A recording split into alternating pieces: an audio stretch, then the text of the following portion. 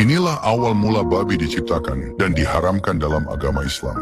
Setelah para hewan ikut dalam bahtera Nabi Nuh, hewan-hewan tersebut menghasilkan banyak kotoran. Hal itu pun membuat orang-orang tidak nyaman, bahkan bisa terkena penyakit. Karena itulah Allah mengutus malaikat Jibril untuk menyampaikan pesan kepada Nabi Nuh. Kemudian malaikat Jibril memerintahkan Nabi Nuh untuk mengusap ekor gajah. Dan setelah ekor gajah itu diusap, tiba-tiba muncul sepasang babi. Kemudian babi itu memakan semua kotoran dengan sifatnya yang sangat rakus. Setelah itu iblis tiba-tiba muncul, lalu ia mengusap ekor babi tersebut. Dan setelah mengusapnya, tiba-tiba muncul sepasang tikus. Kemudian tikus itu membuat petaka, ia menggigit dan merusak kayu bahtera. Karena ulah iblis itulah Jibril memerintahkan Nabi Nuh kembali untuk mengusap ekor harimau. Dan setelah mengusapnya, muncullah sepasang kucing. Kemudian kucing tersebut memangsa tikus, dan semenjak itu juga permusuhan tikus dan kucing terjadi.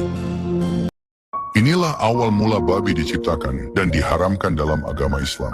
Setelah para hewan ikut dalam bahtera Nabi Nuh, hewan-hewan tersebut menghasilkan banyak kotoran. Hal itu pun membuat orang-orang tidak nyaman, bahkan bisa terkena penyakit. Karena itulah Allah mengutus malaikat Jibril untuk menyampaikan pesan kepada Nabi Nuh. Kemudian malaikat Jibril memerintahkan Nabi Nuh untuk mengusap ekor gajah. Dan setelah ekor gajah itu diusap, tiba-tiba muncul sepasang babi. Kemudian babi itu memakan semua kotoran dengan sifatnya yang sangat rakus. Setelah itu iblis tiba-tiba muncul, lalu ia mengusap ekor babi tersebut. Dan setelah mengusapnya, tiba-tiba muncul sepasang tikus. Kemudian tikus itu membuat petaka, ia menggigit dan merusak kayu bahtera. Karena ulah iblis itulah Jibril memerintahkan Nabi Nuh kembali untuk mengusap ekor harimau. Dan setelah mengusapnya, muncullah sepasang kucing. Kemudian kucing tersebut memangsa tikus, dan semenjak itu juga permusuhan tikus dan kucing terjadi.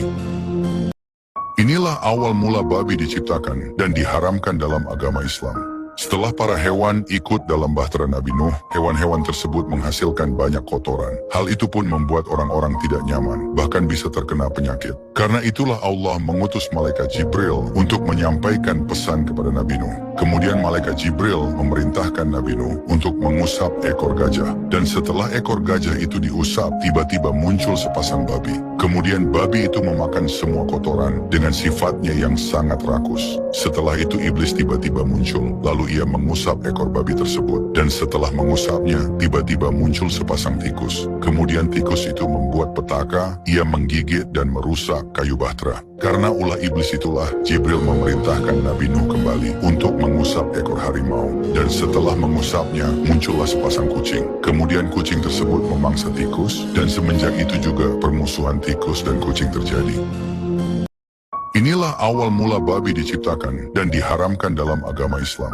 Setelah para hewan ikut dalam bahtera Nabi Nuh, hewan-hewan tersebut menghasilkan banyak kotoran. Hal itu pun membuat orang-orang tidak nyaman, bahkan bisa terkena penyakit. Karena itulah Allah mengutus malaikat Jibril untuk menyampaikan pesan kepada Nabi Nuh. Kemudian malaikat Jibril memerintahkan Nabi Nuh untuk mengusap ekor gajah. Dan setelah ekor gajah itu diusap, tiba-tiba muncul sepasang babi. Kemudian babi itu memakan semua kotoran dengan sifatnya yang sangat rakus. Setelah itu iblis tiba-tiba muncul, lalu ia mengusap ekor babi tersebut. Dan setelah mengusapnya, tiba-tiba muncul sepasang tikus. Kemudian tikus itu membuat petaka, ia menggigit dan merusak kayu bahtera. Karena ulah iblis itulah Jibril memerintahkan Nabi Nuh kembali untuk mengusap ekor harimau. Dan setelah mengusapnya, muncullah sepasang kucing. Kemudian kucing tersebut memangsa tikus, dan semenjak itu juga permusuhan tikus dan kucing terjadi.